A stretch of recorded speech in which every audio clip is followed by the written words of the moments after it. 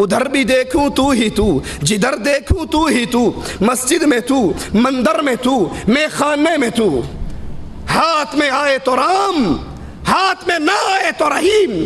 صفحہ 561 فضائل اعمال کے اندر لکھتے ہیں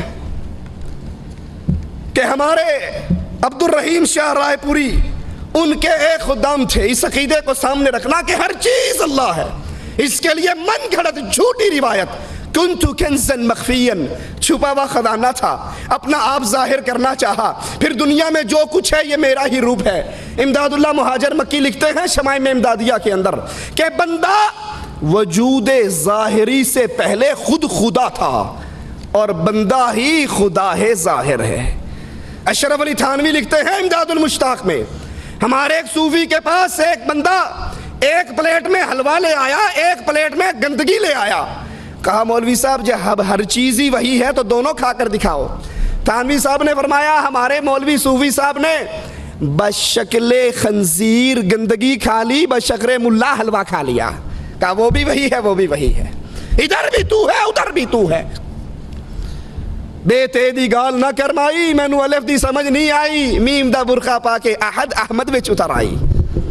صفحہ 561 فضائل اعمال پر لکھتے ہیں فضائل ذکر میں کہ ہمارے عبد الرحیم شاہ کے خدام تھے، کئی روز استنجا کرنے اس لیے نہیں جاتے تھے کہ انہیں وہاں پر بھی نور نظر آتا تھا، وہاں پر بھی گندگی کے اندر بھی نور تھا۔ ہر چیز ہی اللہ ہے، ہر چیز میں اللہ ہے، ہر چیز اللہ کی صورت ہے۔ نعوذ باللہ گندگی کے اندر بھی ان کو اللہ کے انوار نظر آتے تھے، اس لیے باتھ روم کے اندر بھی نہیں جا سکتے تھے۔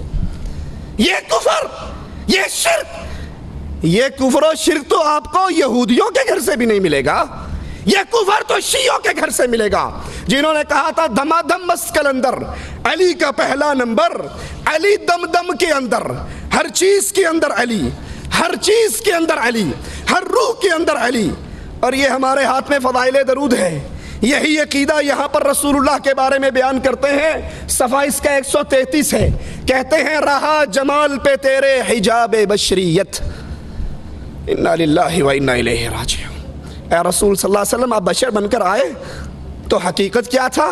رہا جمال پہ تیرے حجاب بشریت، نہ جانا کون ہے کچھ بھی کسی نے جز ستار، اللہ عز و جل کے علاوہ تجھے کوئی نہ پہچان سکا۔ تو بظاہر تو انسان کے روپ میں آیا، لیکن تو انسان نہیں تھا، تو اسی کے نور کا ٹکڑا تھا۔ ایک مولوی صاحب لکھتے ہیں تذکرہ غوثیہ کے اندر کہ اللہ کے رسول صلی اللہ علیہ وسلم نے جبرائیل سے پوچھا وہی کہاں سے لاتے ہو؟ کہا سدرۃ المنتہا پہ کھڑا ہو جاتا ہوں، وہی آ جاتی ہے، لے کر آپ کے پاس آ جاتا ہوں۔ کہا کبھی دیکھا ہے وہی دینے والا کون ہے؟ کہا کدی ہمت پئی نہیں۔ کہا ہون جا کے کریں ویکھی کون تے بیٹھا ہے۔ یہ جبرائیل گئے عرش پہ پہنچے، پردہ اٹھایا تو خود محمد رسول اللہ بیٹھ کر وہی کر رہے تھے۔ رہا جمال پہ، مولوی زکریا صاحب فضائل درود صفحہ 133 کتب خانہ فیضی، رہا جمال پہ حجاب بشریت، اے نبی آپ بشریت کے پردے میں آئے لیکن بشر نہیں تھے۔ یہ صفحہ 223 ہے فضائل حج کا۔ کہتے ہیں پیر جنید بغدادی بیت اللہ کا طواف کر رہے تھے، ایک لڑکی نوجوان وہ بھی ساتھ طواف کر رہی تھی۔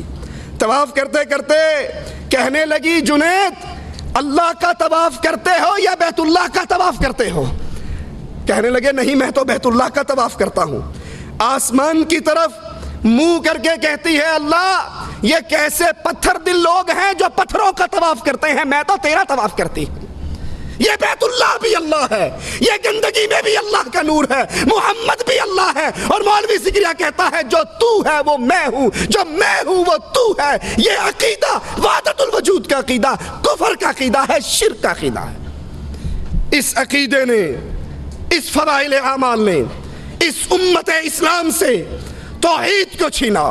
بڑے دعوے سے کہتے ہیں نہیں جی آپ نہیں سمجھتے، قرآن کے بعد سب سے زیادہ یہی کتاب پڑھی جاتی ہے، لیکن سنیے ان عقیدوں کو سامنے رکھیے اور قرآن کی آیات پہ غور کیجئے۔ قل هو اللہ احد اللہ الصمد لم یلد ولم یولد، اللہ ایک ہے، اللہ دو نہیں تین نہیں، لی خمسہ اطفی بہا حر الوبا، میرے 5 تن پاک نہیں، قل هو اللہ احد، اللہ ایک ہے۔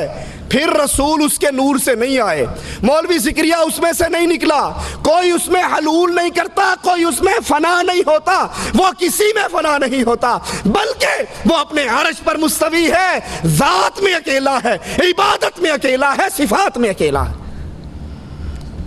دوسری بڑی گمراہی اس فضائل اعمال کی وجہ سے امت اسلام میں یہ پھیلی کہ وہ علم غیب جو اللہ اکیلے کی صفت ہے، جو اللہ اعلان کرتا ہے کہ عالم الغیب، غیب کا علم اللہ کے پاس ہے، اپنے غیب کو کسی کو اطلاع نہیں دیتا، الا من ارتضی، چاہتا ہے رسولوں میں سے کسی کو چن لیتا ہے، وہی کر کے اس کو بتا دیتا ہے۔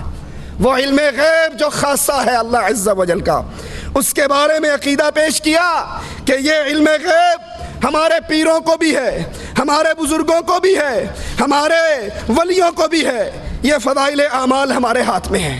صفحہ اس کا 427 ہے۔ کہتے ہیں شیخ عبدالعزیز دباغ، قریب ہی زمانے میں ایک بزرگ گزرے ہیں، بالکل ان پڑھ تھے، لیکن جب ان کے سامنے کوئی قرآن پڑھتا، حدیث رسول بیان کرتا، حدیث قدسی بیان کرتا، جھوٹی بات بیان کرتا، تو فوراً کہہ دیتے تو نے قرآن کی آیت پڑھی، تو نے حدیث قدسی پڑھی، تو نے رسول کی حدیث پڑھی، اور تو نے جھوٹ بولا، مجھے تمہارے بولنے سے پتہ لگ جاتا ہے، نور نکلتا ہے۔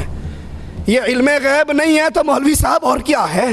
محمد الرسول اللہ صلی اللہ علیہ وسلم کے پاس آ کر سائل نے کہا تھا تبلیغ کے لیے علماء کی ضرورت ہے، نبی نے قاریوں کی جماعت روانہ کی، وہ شہید ہوئی یا نہیں ہوئی؟ عبدالعزیز دباغ کو تو بولنے سے پتہ لگ گیا یہ جھوٹ بول رہا ہے، محمد کو کیوں پتہ نہ لگا صلی اللہ علیہ وسلم؟ نبی کی بیوی، مومنوں کی ماں عائشہ رضی اللہ تعالی عنہا، مومنوں کی ماں، اور جو اس کو ماں نہیں مانتا وہ مومنوں کی لسٹوں میں شامل، اس پہ تہمت لگی، راتیں گزری، نبی کبھی عمر سے پوچھتے ہیں، کبھی عثمان سے پوچھتے ہیں، کبھی علی سے پوچھتے ہیں، بولنے والوں کو دیکھ کر رسول اللہ نے کیوں نہیں کہہ دیا تم جھوٹ بولتے ہو؟ بولنے والوں کو دیکھ کر نبی نے کیوں نہ پہچانا؟ یہ علم غیب جو اپنے عبدالعزیز دباغ کو دے رہے ہو، یہ علم غیب رسول اللہ صلی اللہ علیہ وسلم کو کیوں نہ تھا؟